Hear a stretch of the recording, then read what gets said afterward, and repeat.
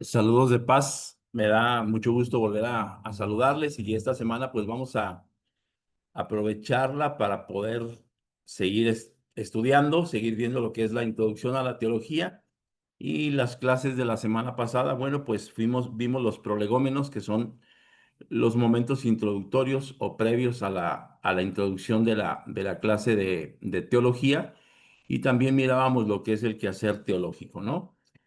Antes de continuar con nuestra clase, vamos a revisar nuevamente el sílabo, y de esta manera nos vamos a dar cuenta de qué es lo que nosotros estamos estudiando y cómo vamos en cuanto a nuestro avance.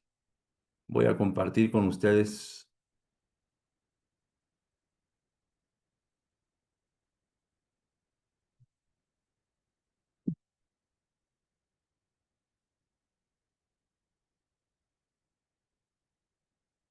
bien, aquí lo tenemos.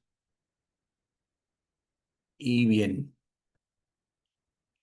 la semana pasada mirábamos eh, las definiciones y los conceptos básicos de teología, y también lo que ha sido la teología a lo largo de la historia, y podíamos darnos cuenta como la historia, y como muchas ciencias y como muchos otros eventos interesantes a lo largo de la historia, para poderse estudiar y para poderse tener una mayor claridad, pues se dividen en varias etapas, ¿no? Y nosotros nos dábamos cuenta que la teología se divide principalmente en teología patrística, que tiene que ver con la teología de los primeros padres.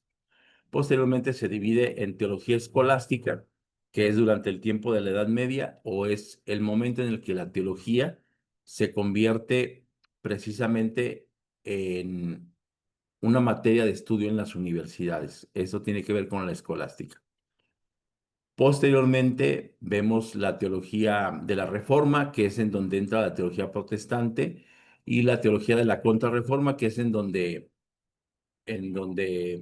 la Iglesia Católica responde a esta teología protestante. Y posteriormente pasamos al momento contemporáneo, que viene siendo del siglo XX en adelante. Y principalmente, pues ahí nos vamos a dar cuenta, pues, de los teólogos modernos, de las teologías contextualizadas, ejemplo de la teología de la liberación, y, y muchas más teologías que surgen a partir de la teología de la liberación, que tiene que ver con voltear a ver a los pobres, ¿no? A los menos posibilitados, a los marginados. Y de esa teología salen muchas teologías contextualizadas, o que se deben de practicar en ciertas zonas específicas, por ejemplo, la teología indígena, la teología negra, la teología feminista, la teología queer, eh, y, y la teología, bueno, sí hablé de la teología feminista. Y bueno, de esa manera se divide la historia de la teología, para poder comprenderla mejor. Después, en la segunda unidad, miramos las fuentes, las áreas y los métodos de la teología, su relación con otras disciplinas, y también cómo es el quehacer teológico, ¿no? Y en cuanto a las fuentes, pues nos dábamos cuenta que nosotros originalmente venimos del judaísmo, o más allá de decir venimos, la base de nuestra teología es el judaísmo, porque antes de haber cristianismo, pues hubo judaísmo, ¿no? Y bueno, pues otra de las fuentes, pues es la revelación, y la revelación divina se da a través de la Biblia.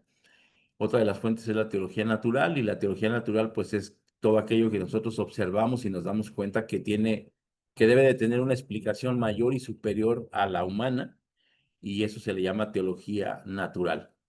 Miramos también lo que son los métodos de la teología, y nos dábamos cuenta que los métodos de la teología tienen que tener una buena práctica, tienen que tener una excelente manera de sentirse, es decir, eso es la capacidad de contextualizarlos, y tiene que ver pues con estas tres palabras: ortodoxia, que es hacer la forma correcta; ortopatía, que es sentir, más allá de emocionarse, es sentir correctamente; y ortopraxis, es decir, la ortopráctica, o la práctica correcta de aquella teología. Entonces, si nosotros tocamos esos tres puntos de un triángulo, estaremos haciendo una teología conforme a derecho, es decir, vamos a decir, estamos tocando los tres puntos para generar una teología correcta, ¿no? Y obviamente basada en la contextualidad que se está viviendo.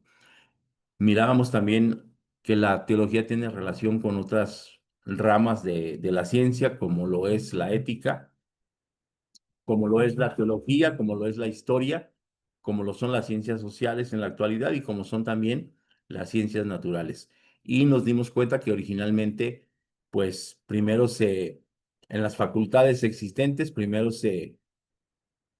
había solamente estudios de ética o filosofía y estudios de historia, pero cuando se empieza a practicar y a hacer teología, pues entonces la filosofía y la historia pasan a ser ramas adyacentes de la teología y, y entonces ahora ya la teología como parte de una facultad, como parte de una, pues sí, de una materia o sea, bueno, de una licenciatura, entonces se auxilia de ramas como la filosofía, como la teología, y entonces hoy nosotros podemos conocer cuestiones como la teología histórica o la filosofía de la historia, ¿no?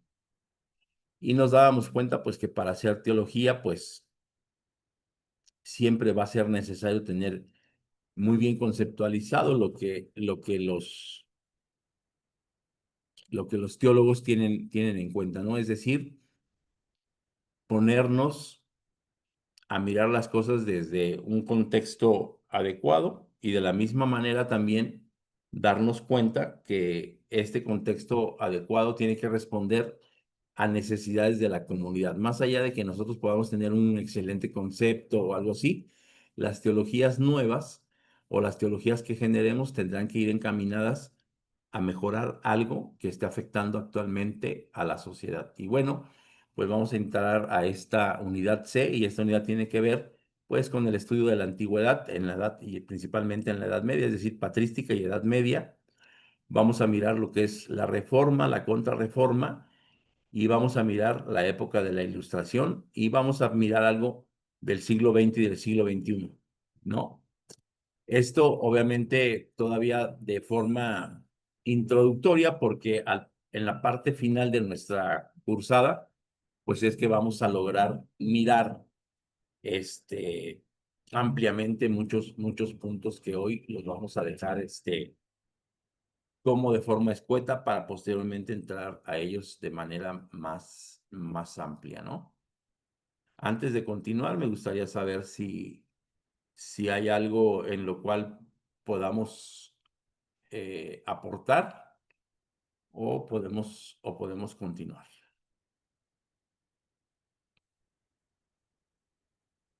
Y si es así, pues entonces vamos a continuar con nuestra cursada, con nuestra materia. Y quiero leer para ustedes, antes de continuar, algunas, algunas definiciones de teología. Por ejemplo, para Karl Barth,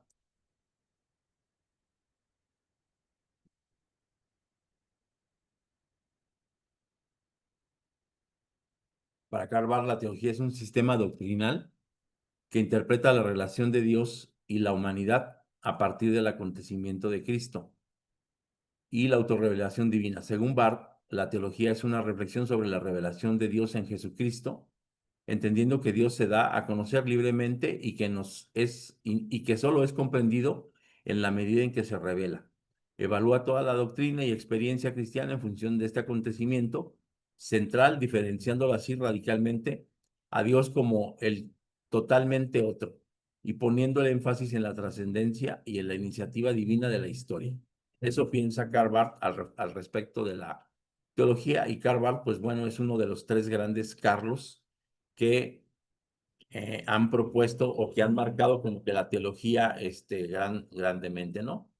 Paul Tillich dice que él define a la teología como una exposición sistemática y crítica del contenido de la fe cristiana para el hombre contemporáneo. Propone una teología existencial y ontológica enfocándose en que Dios es el fundamento y el poder del ser.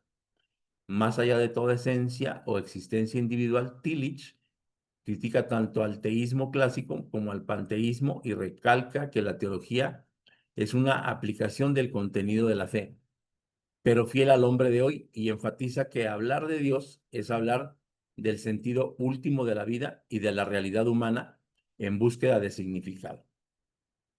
Gustavo Gutiérrez, por su parte, dice, bueno, él es el padre de la teología de la liberación y propone que la teología es una reflexión crítica sobre la práctica histórica, praxis es práctica, de los cristianos. Para él, la teología como reflexión crítica de la praxis histórica es así una teología liberadora, una teología de transformación de la historia que busca situarse en el momento procesal en la transformación de la humanidad hacia el reino de Dios.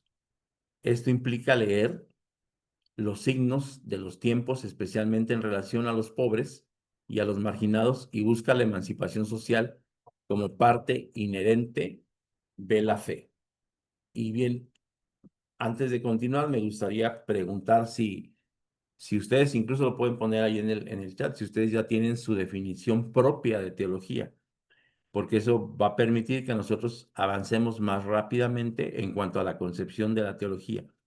Nos damos cuenta pues que las concepciones o que la conceptualización de teología para los diferentes teólogos pues es algo un poco más rebuscado, no así la de Guillermo Gutiérrez, porque, perdón, no así la de Gutiérrez, porque es más contemporánea, es más contextualizada y tiene muchísimo más que ver con nuestra realidad, ¿no? Actualmente en el mundo existimos una cantidad enorme de pobres, y pobres no en el sentido de carencias, sino en el sentido de cuánto ganamos o de cuánto ingresamos mensualmente, ¿no?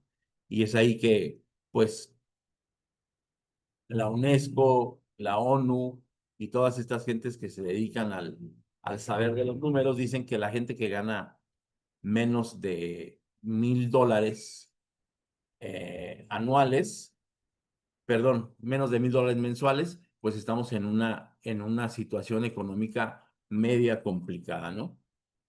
Hablando de eso, aquí en México se dice que las familias pueden vivir tranquilamente con 6,000 pesos.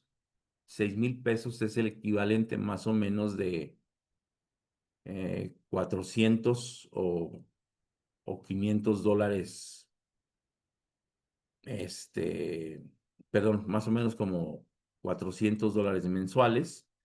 Y la verdad de las cosas es que con 6,000 pesos al mes no se puede vivir, pero la verdad es que una gran mayoría de los mexicanos viven con esas cantidades o menos cantidades, ¿no? Y entonces eso hace que nosotros nos demos cuenta que si hay una teología que está dirigida a los pobres o a los que menos oportunidades tienen, pues entonces se está hablando de nosotros. Y bien, pues preguntar esa parte, si ustedes ya tienen su definición de teología, y pues si es así, vamos a iniciar nuestra clase del día de hoy.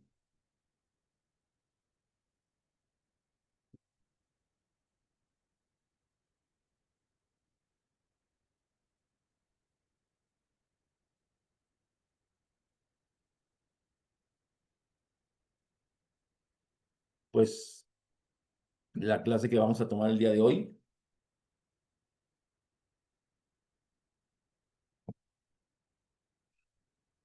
corresponde a la unidad de la teología histórica, y pues la primera parte que vamos a mirar es desde la antigüedad hasta el siglo XXI. Les quiero recordar nuevamente que ustedes en cualquier momento, si tienen alguna duda, perdón, pueden abrir su micrófono y preguntar lo que gusten, ¿no? Y este es un viaje a través de 2 milenios de pensamiento religioso, desde los padres de la iglesia hasta los desafíos contemporáneos de la fe en un mundo globalizado. Y aquí recordar que a los padres históricos se les conoce a todos aquellos teólogos o a todos aquellos que tuvieron que influir o que tuvieron que ver con la influencia de la generación de la cristiandad, desde el año 1 después de Cristo hasta el siglo 8. Y entonces ahí que tenemos a gente pues como Filón de Alejandría, como Clemente de Alejandría, como Orígenes de Alejandría, como Tertuliano, como Eusebio, como Agustín de Hipona, como Santo Tomás de Aquino o como Tomás de Aquino, como todos esos personajes que no precisamente fueron contemporáneos, sino que históricamente han sido diferentes, pero a ellos se les considera como padres de la iglesia, ¿no? Todos aquellos que tuvieron influencia desde el siglo primero hasta el siglo VIII.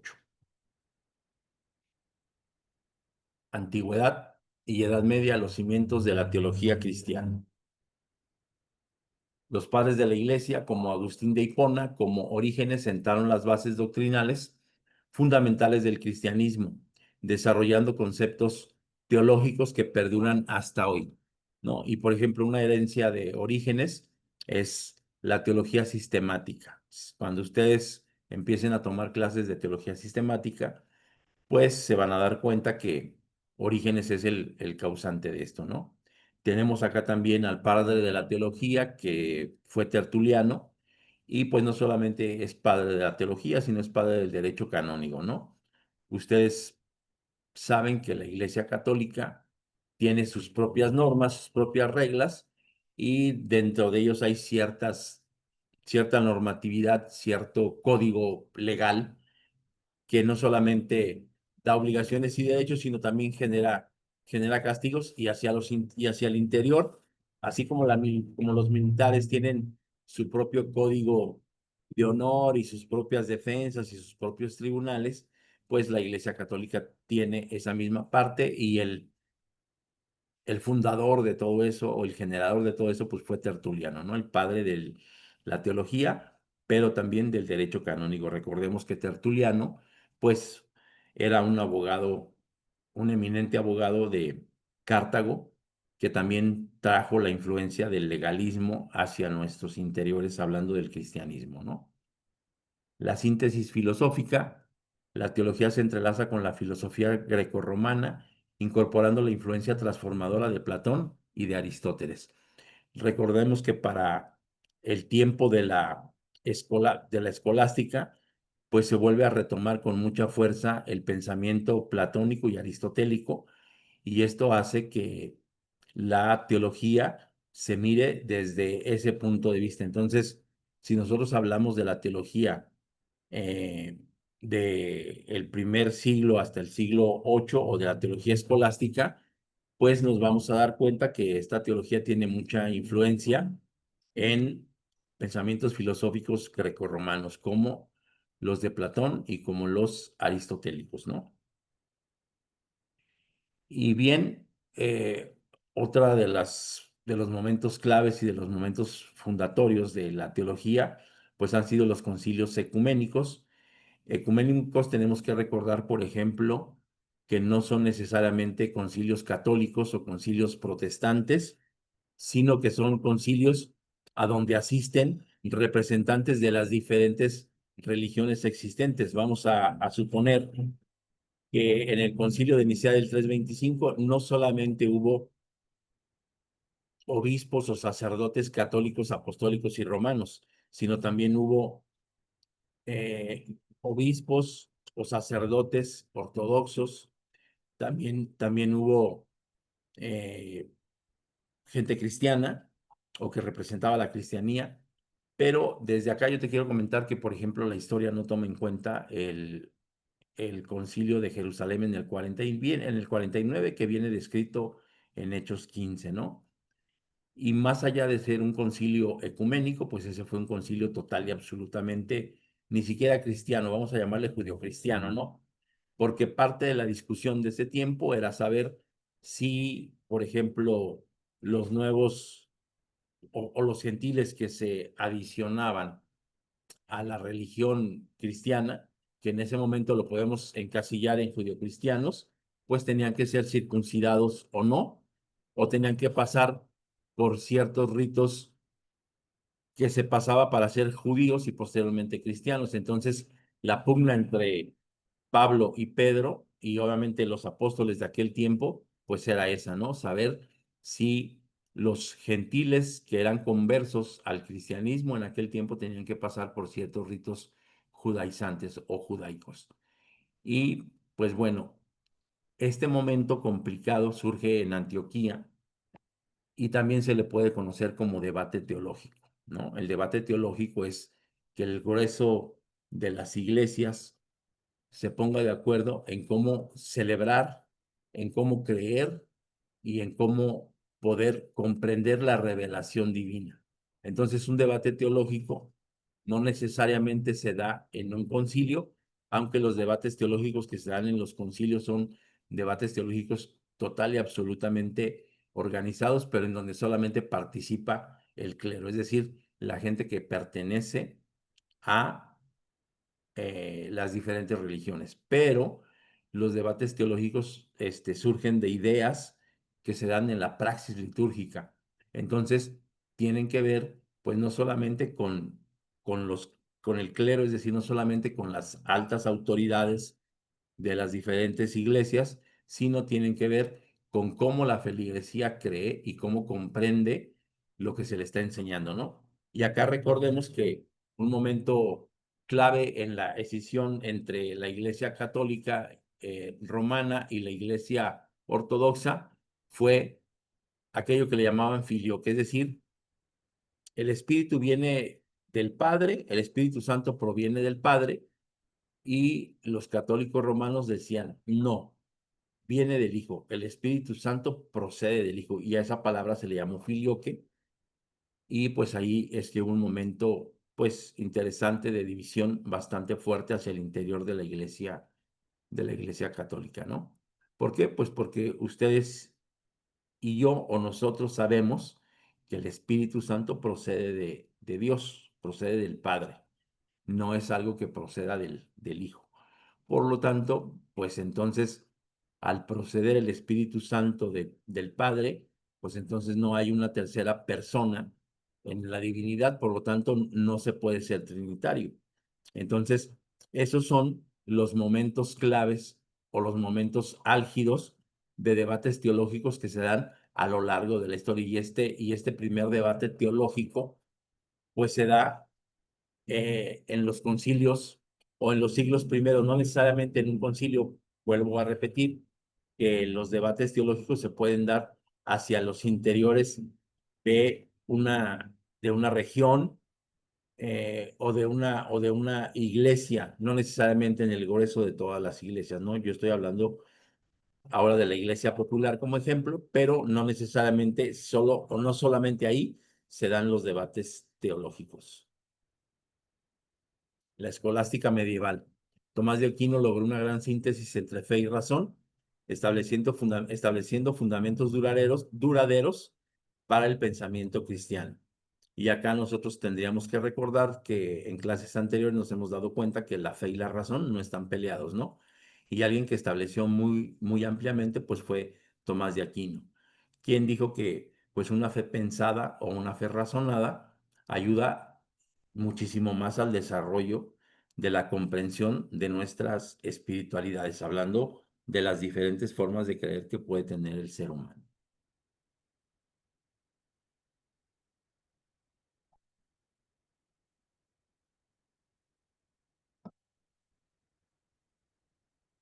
La Edad Media, fe y razón en diálogo. Generalmente se le dice dialéctica, ¿no? La dialéctica de la Edad Media o la dialéctica teológica en la Edad Media. Todas y cada una de las veces que ustedes miren dialéctica, pues tiene que ver con diálogo, es decir, qué nos dice la teología, cómo nos habla la teología y cómo se relaciona. ¿Por qué? ¿Por qué la dialéctica? Pues bueno, porque tú tienes que hacer ciertas preguntas, ¿no? Para poder comprender la teología de tal o de cual época. Ahora, ¿cómo se manifestó la teología en ese tiempo? Pues bien, los manuscritos medievales iluminados testimonian el florecimiento intelectual de una época donde la teología alcanzó su madurez como disciplina académica. Y esto es lo que hemos venido diciendo, la teología dejó de ser una práctica sugerida que se daba solamente al interior de las iglesias o al interior de los templos y empezó a ser más que eso una carrera académica, es decir, algo ya total y absolutamente estructurado, que se auxiliaba de ramas ya muy bien estructuradas, como lo era la filosofía, como lo era la ética y como lo era la historia. Y entonces ahora la teología, como una rama académica o una disciplina académica mayormente importante que la historia, pues las absorbe, ¿no? Es decir, se auxilia de ellas para poder comprender mayormente el mundo religioso y sus implicaciones en el tiempo antiguo. Principalmente en la Edad Media es en donde la teología cobra mayor fuerza y mayor razón.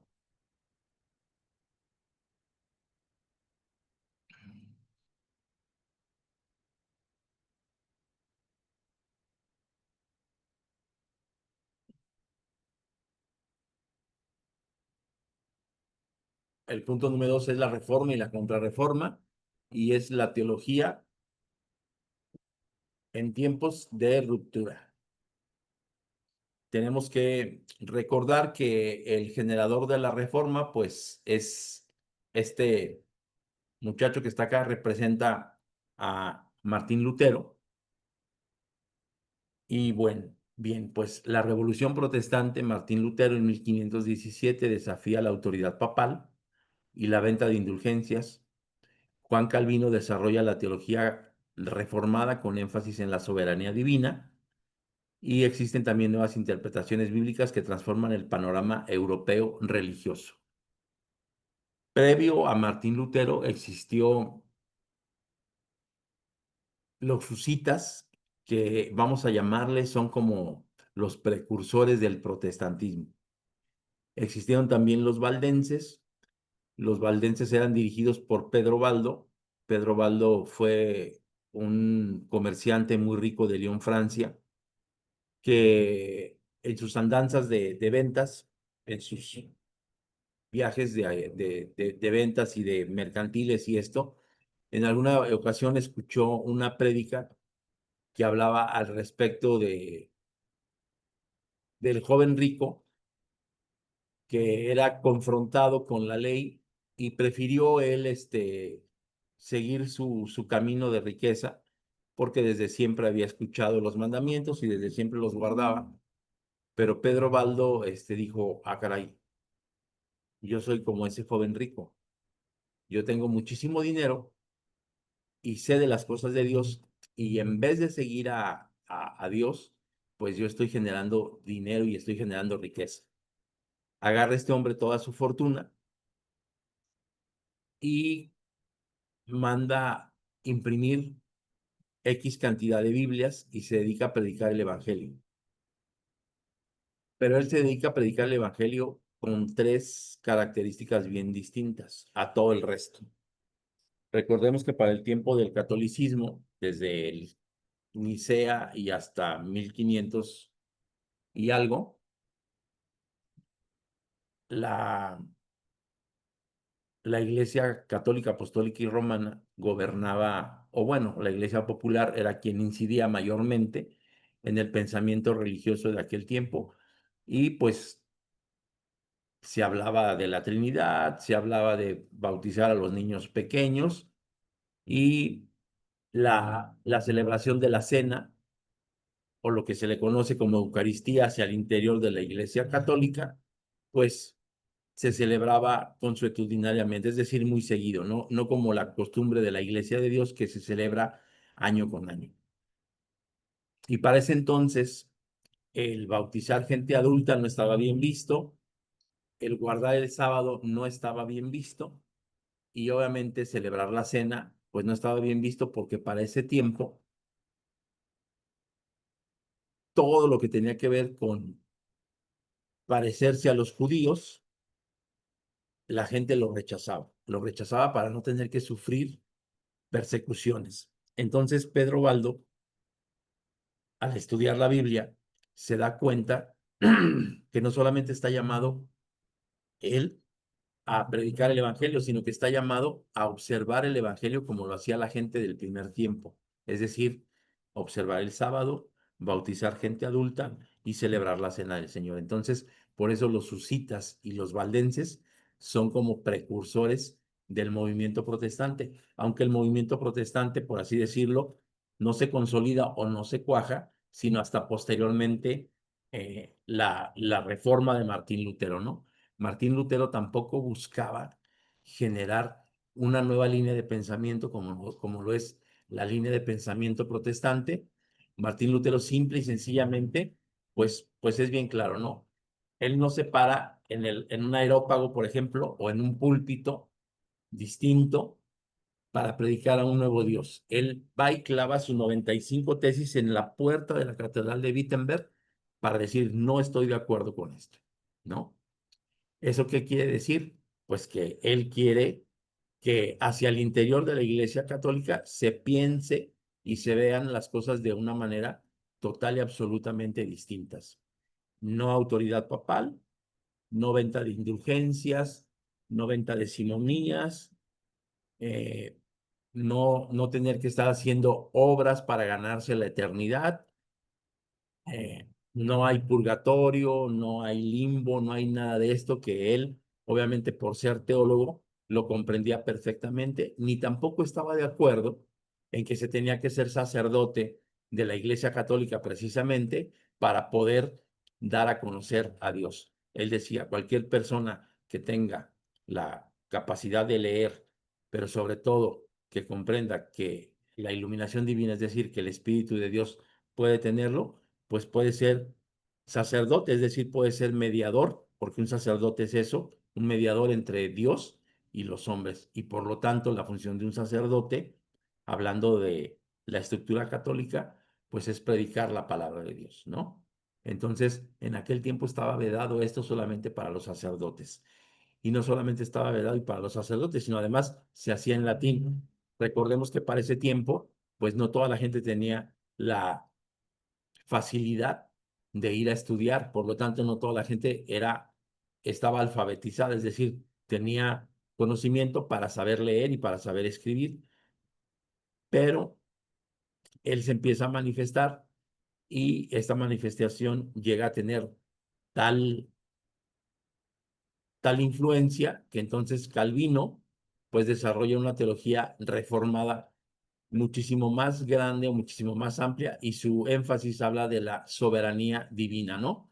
¿Por qué? Pues porque esta soberanía divina estaba, vamos a decir, estaba maniatada por la Iglesia Católica, ¿no? ¿Por qué? Porque ellos decían que ellos tenían la autoridad, porque ellos decían que la autoridad total y absoluta era del Papa, porque el Papa era infalible, entonces parte de esas 95 tesis tenían que ver con esto.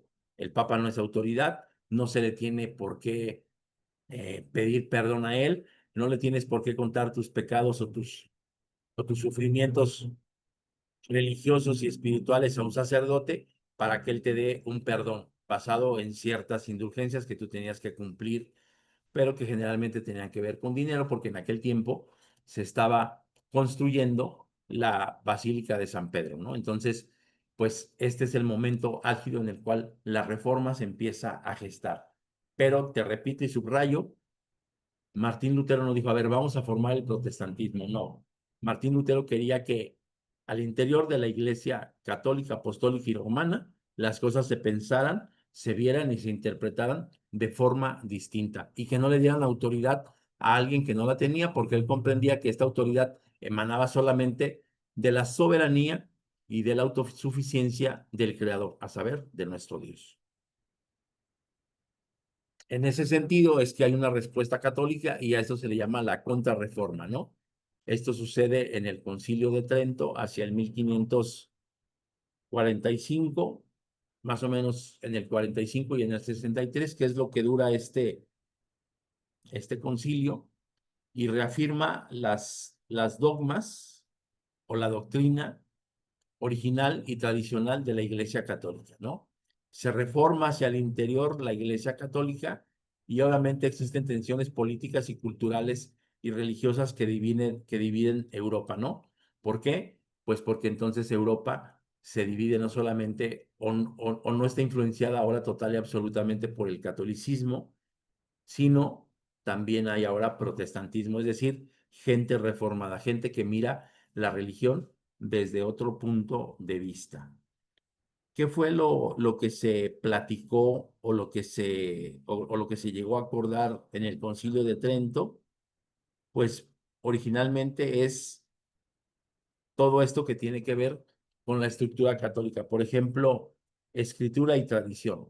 Y ellos afirmaban en ese concilio, y por esto es que no necesariamente hacia el interior de los concilios se dan los debates teológicos, porque en este caso, simple y sencillamente fueron los católicos los que llegaron a este acuerdo de que la escritura, es decir, la revelación divina, tiene el mismo carácter que la tradición. Es decir, si yo tengo una tradición o si existe una tradición hacia el interior de una iglesia y esa tradición se ha preservado por siglos o por años, pues ¿qué creen? Tiene la misma jerarquía o está al mismo nivel de la revelación divina, es decir, de la palabra de Dios. Ese fue uno de los acuerdos a los cuales se llegó. Otro tiene que ver con la interpretación bíblica. Solamente la Iglesia Católica tiene la autoridad para revelar o para interpretar las escrituras. Esto, pues, sigue siendo como capturar la verdad que se conoce, ¿no? Si la tradición si la tradición y también la interpretación sana de las escrituras la tiene la Iglesia Católica, pues entonces hacia el interior de la Iglesia Católica existe una verdad absoluta, ¿no? Que fue lo que ellos cavilaron hacia el Concilio de Trento, ¿no? Ahora, la justificación. La justificación que ellos tienen es que para ser justificado delante de Dios, pues tienes que practicar la religión católica. No puedes practicar alguna religión protestante, es decir, alguna religión diferente a la católica. Y ahí se alcanza a salvar el catolicismo ortodoxo, ¿no? Pero las iglesias protestantes o de tintes evangélicos, pues no se salvan. Para ellos están fuera de la realidad, fuera de la justificación divina. Los sacramentos también son algo que se ratifica y hablan de 7 sacramentos, no de 3 que nosotros conocemos, que es el bautismo, eh, que es la cena del Señor y bueno, pues obviamente también ellos, bueno, otro de los sacramentos que nosotros tenemos, pues es la observancia del sábado, ¿no? Y pues para ellos no, para ellos, por ejemplo, hablando de la cena del Señor o hablando de la Eucaristía, pues para ellos la hostia sufre una transubstanciación en el momento que tú la ingieres. Y pues obviamente el resto de las iglesias no creen que suceda eso, ¿no? Que aquel pedazo de pan o que aquella hostia se convierta mágicamente en el cuerpo de Cristo, ¿no?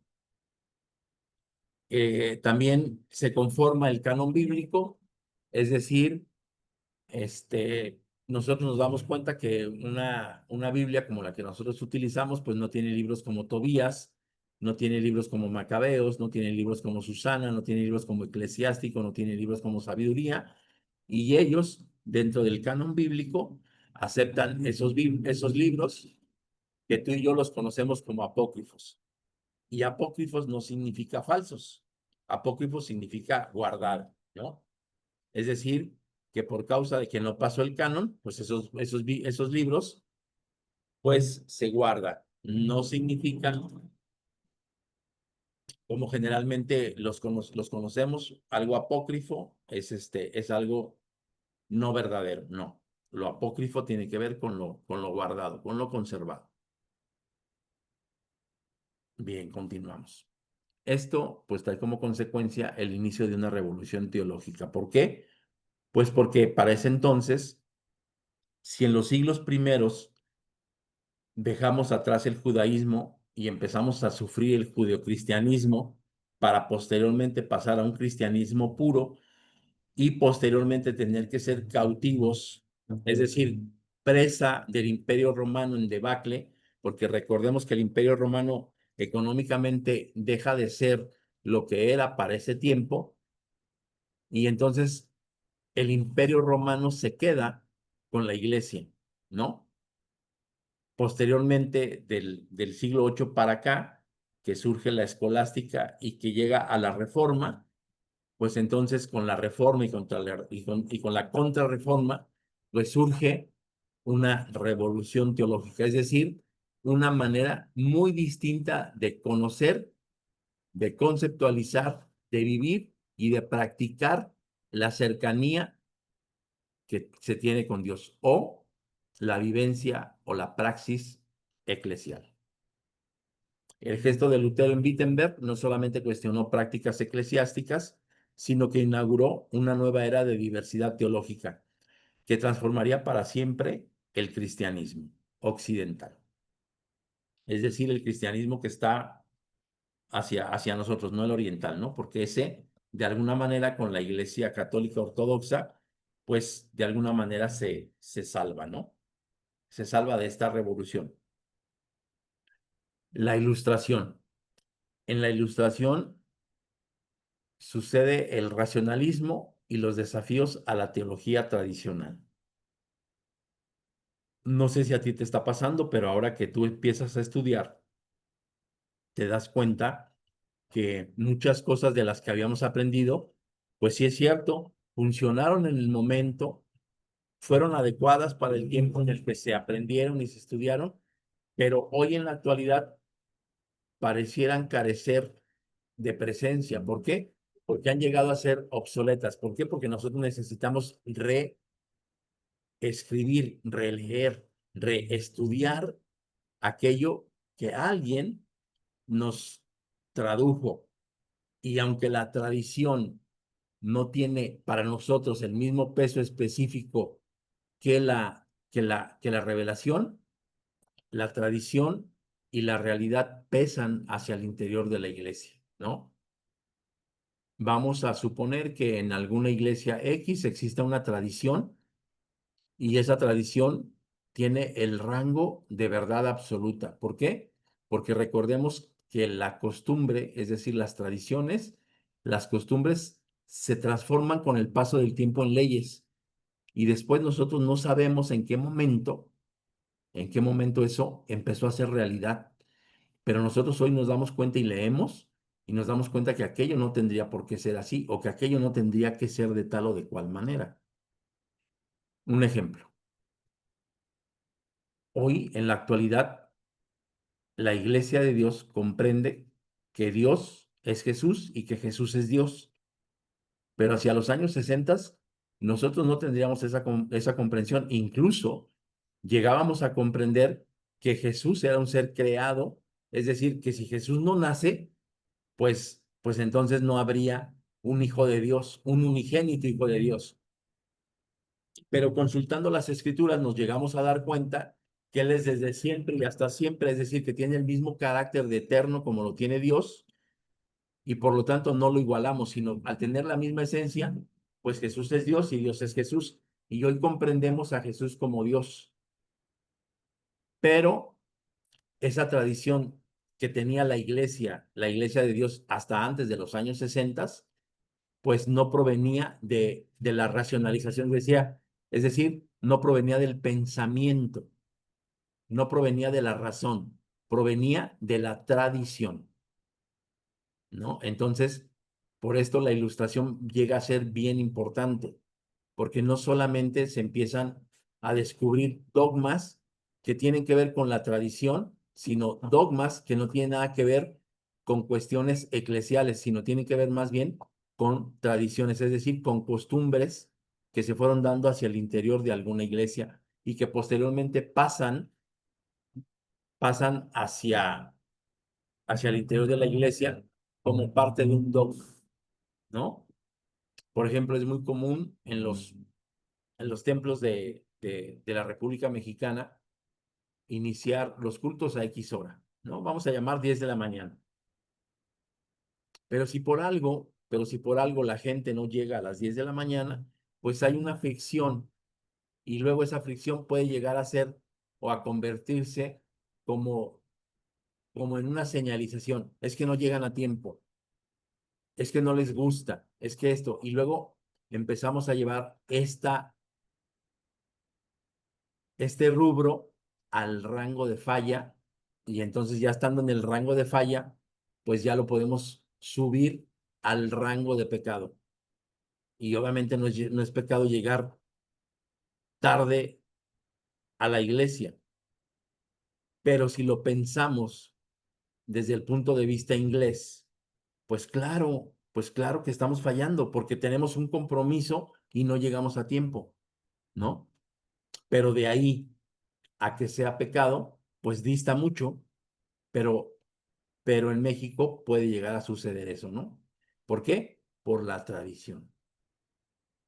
Y entonces hoy nos vamos a dar cuenta que más allá de decir, ah, la iglesia practica esto, pues tendríamos que darnos cuenta, es decir, tendríamos que empezar a razonar por qué la iglesia piensa de tal o de cual forma.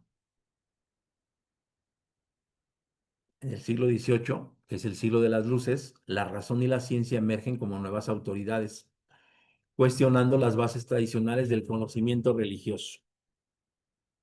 Dos, pensadores clave. Descartes, Voltaire, Rousseau y Kant impulsan el racionalismo y el empirismo, redefiniendo la relación entre fe y razón. Si tú y yo hoy le preguntamos a muchos científicos si creen en Dios, más de alguno de ellos te va a comentar que si no fuera por la existencia de Dios, ellos no tendrían la capacidad para haber aportado a la humanidad los descubrimientos o los avances científicos o tecnológicos de los cuales ha sido objeto la humanidad, ¿no? Y nosotros, por tradición, creemos que la fe y la ciencia o que la fe y la razón están peleados y no es cierto.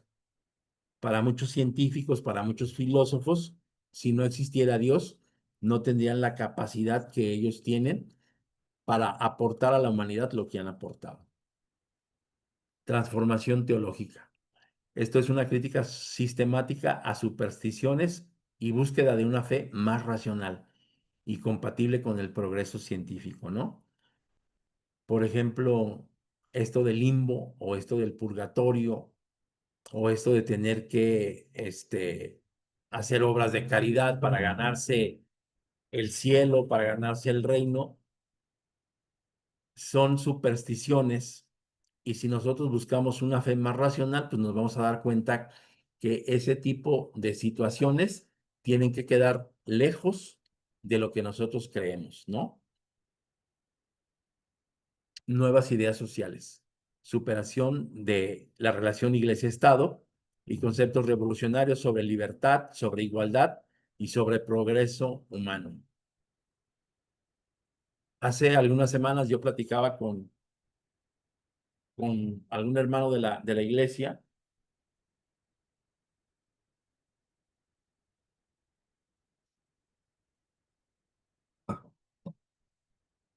y hablaba precisamente a ese respecto. Nosotros seguimos influenciados, nosotros como parte de América Latina, vivimos influenciados por la colonia, por la religión católica, porque nosotros seguimos teniendo concepciones a veces con tendencias católicas. Y no es porque practiquemos esa religión, es porque nuestros ancestros practicaron esa religión y porque los ancestros de nuestros ancestros fueron obligados a creer de tal o cual manera, ¿no? Mucho habla la historia al respecto de que o te conviertes o te va a costar la vida. Y la gente pues prefería convertirse a tener que perder la vida. Históricamente nosotros nos damos cuenta que muchos judíos al salir de Jerusalén dejaron de guardar el sábado, es decir, dejaron de tener prácticas judías, dejaron de guardar el sábado, dejaron de celebrar la Pascua, que hoy es la cena, y dejaron de bautizarse de manera adulta y eso a ellos los legalizaba en este mundo occidentalizado, ¿sí?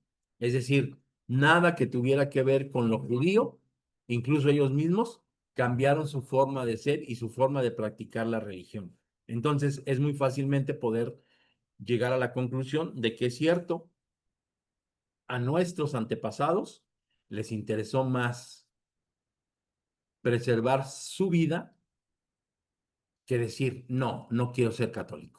¿Por qué? Pues porque les costaba la vida y ellos se dieron cuenta que eso costaba la vida. Entonces, nosotros estamos muy influenciados por eso.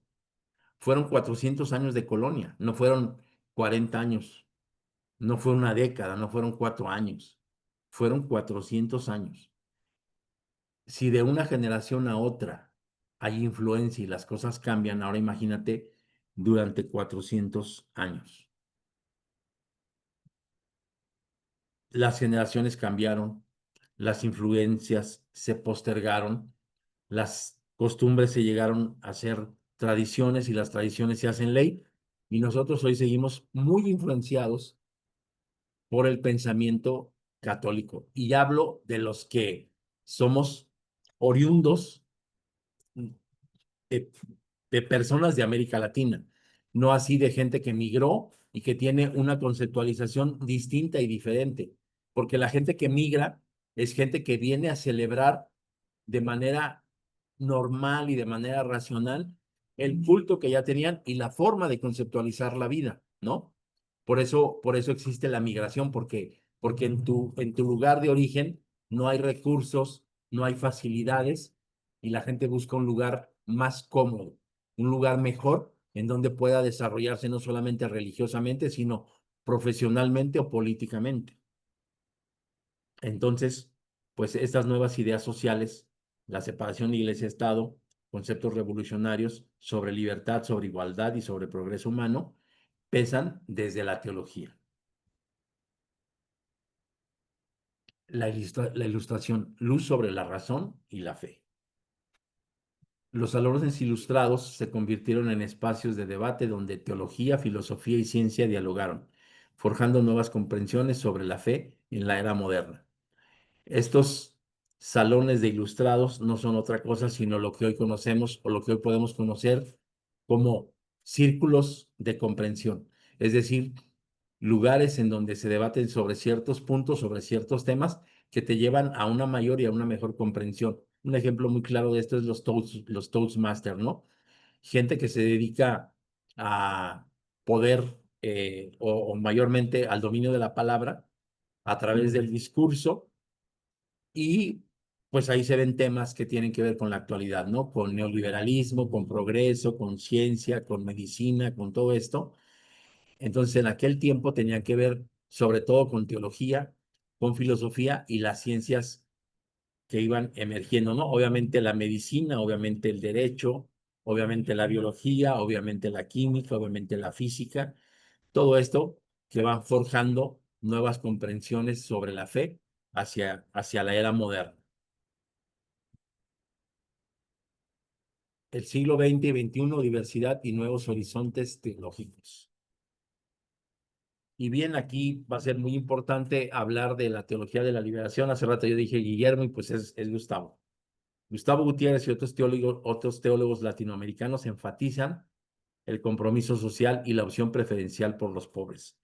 América Latina no solamente es pobre, sino es un país, por ejemplo, que en 1910, en Edimburgo, hay un congreso para saber cómo el protestantismo va a hacer llegar el evangelio a los diferentes puntos del mundo, ¿no? Del orbe, y se reparten el mundo, es decir, hablan de Nueva Guinea, van a ir fulanos, hablan de Australia, ahí van a ir perenganos, hablan de África, ahí van a ir tales, tales religiosos o tales protestantes, hablan de Groenlandia, hablan de todas partes, pero no hablan de América Latina.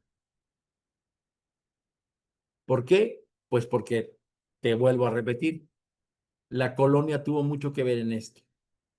Para los españoles que vinieron a América Latina a colonizarla o a conquistarla o a hacer de las suyas en esta región, para ellos los indígenas oriundos de América Latina o de América o de la América que ellos conocieron no tenían alma. Por lo tanto, pues no podían ser evangelizados. No eran sujetos de eso porque lo que se va a salvar a final de cuentas es el alma para ser eterna. Y si ellos decían que no tenían alma, pues ellos dijeron, ahí no hay gente con alma.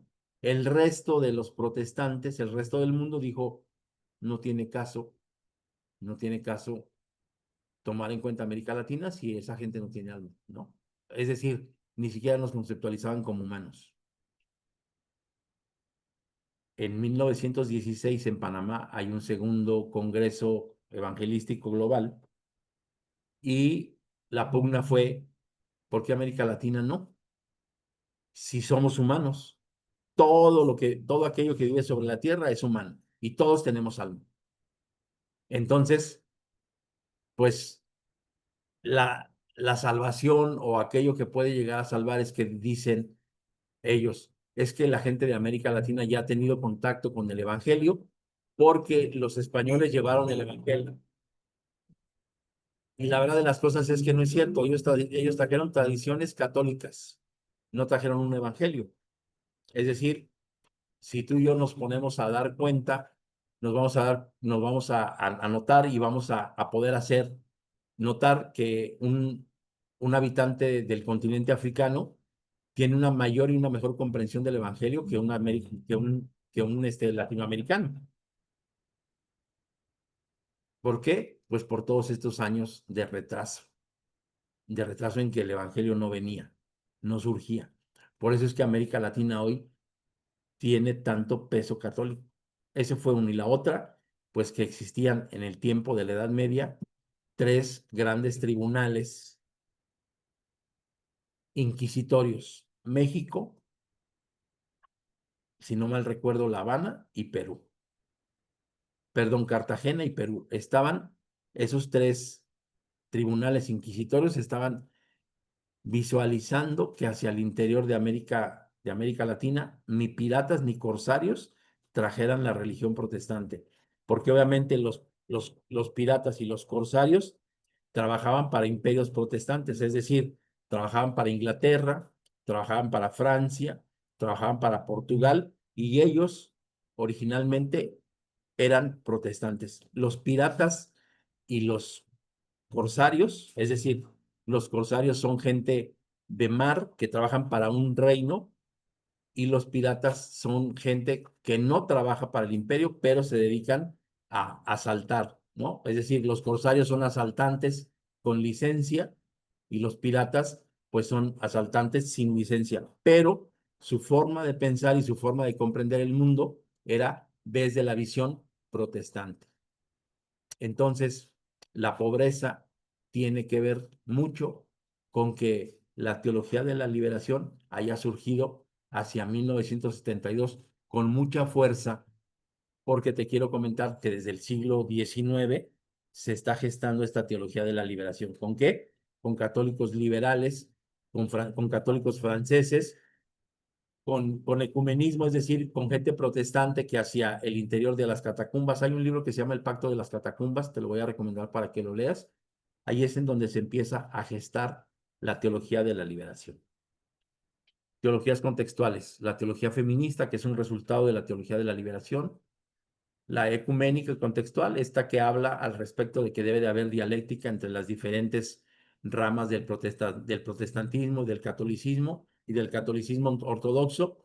Mientras se hable de Jesús, pues tiene que haber este diálogo y esta relación.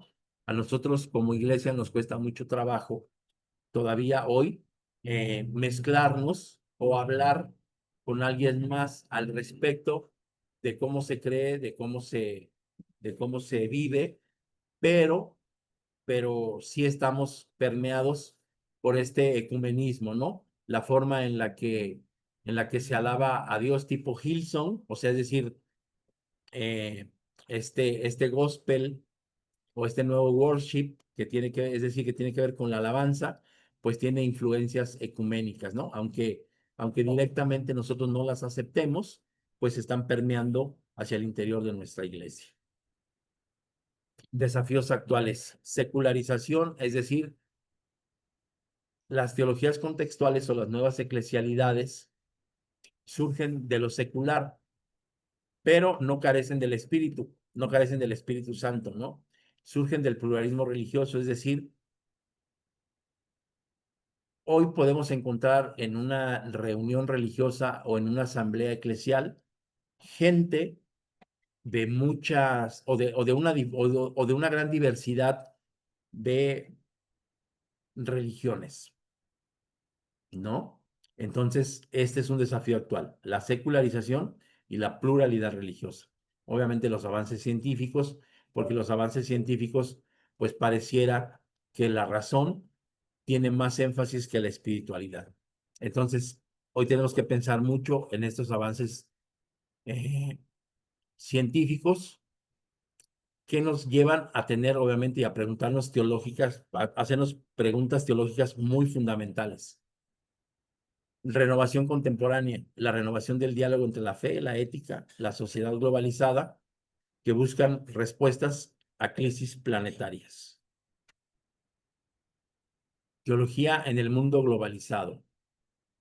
El encuentro ecuménico moderno refleja la rica diversidad teológica actual, donde diferentes tradiciones conversan sobre el diálogo y la transformación social. Hoy es muy normal, por ejemplo, ver grupos de WhatsApp de pastores de una región, por ejemplo, ¿no? Antes no se miraba eso, te digo, antes ni siquiera había esa relación, pero hoy es muy normal que, por ejemplo, los pastores del pueblo de Tepatitlán, por mencionar un nombre, Tepatitlán es una localidad muy cercana aquí a Guadalajara, los pastores de la región de Tepatitlán se junten un día específico para orar por Tepatitlán. Se junten para orar por la problemática de Tepatitlán. No se juntan para alabar a Dios en su forma en la que ellos creen, sino se juntan para orar. Y creo yo que este es parte del avance de la pluralidad religiosa y de la, pues sí, sobre todo, y del ecumenismo, ¿no? ¿Por qué? Porque no importa cuál sea tu pensamiento religioso hacia el interior de tu iglesia, lo que importa es que juntos podemos orar a Dios en beneficio de cierta región. Y esto tiene que ver con una teología contemporánea.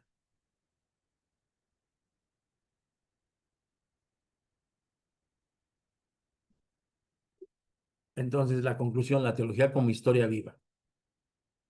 Esto habla de una evolución constante. La teología evoluciona con la historia, respondiendo creativamente a contextos culturales, a desafíos humanos emergentes. El diálogo es permanente, de la antigüedad hasta hoy se mantiene un diálogo constante entre la fe, la razón y la experiencia humana vivida. Y esto pues obviamente es una invitación al futuro. Seguir explorando cómo la teología continúa moldeando nuestra comprensión del mundo y el sentido de la vida. Bien, pues vamos a parar aquí y antes de terminar, estamos 7:11 de la mañana. Me gustaría preguntar si hoy pudimos tener esto del semáforo teológico y si no, perdón, del semáforo cognitivo. Y si no, pues les quiero recordar simple y sencillamente, nosotros vamos a establecer en una carilla, en una cuartilla. En verde vamos a poner lo que comprendimos de esta clase, lo que comprendí y dominé de esta clase. En amarillo vamos a poner aquello lo cual medio comprendí, pero me hace falta mucho énfasis para poder dominarlo.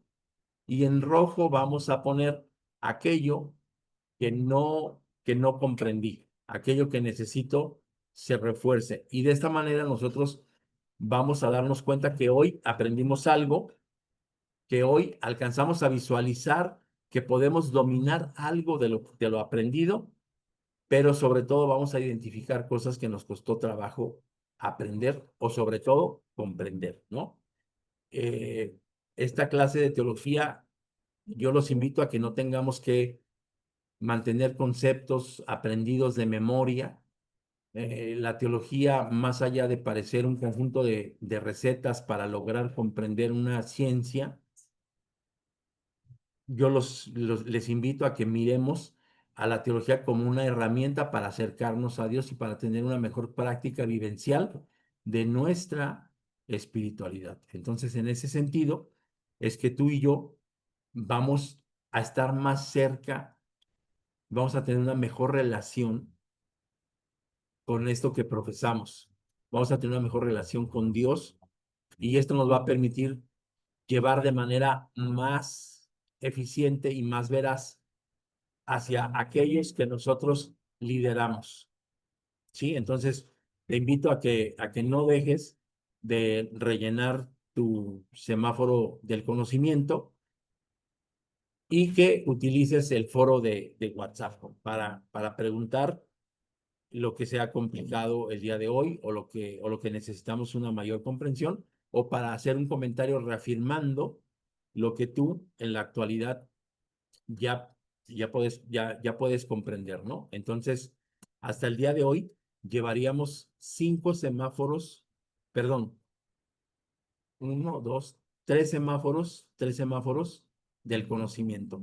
El de los prolegómenos, el del quehacer teológico y el de hoy que tiene que ver con la teología histórica. Bien, pues nos vamos a despedir.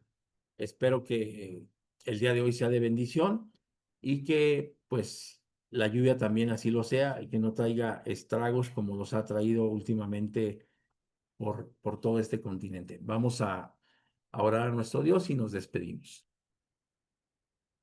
Excelentísimo Señor, buen Padre Celestial, en este día, Señor, agradecemos por el don que tú nos das de la vida, por esta facilidad que nos das de estudiar, Señor, de prepararnos para poder comprender mayor y mejor los temas que tienen que ver con tu revelación divina hacia el ser humano.